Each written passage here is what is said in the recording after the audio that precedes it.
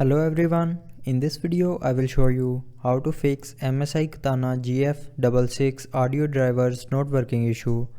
So before starting the video, don't forget to subscribe the channel and also press the bell icon. So to fix this issue, follow every single step as I am showing you in this video.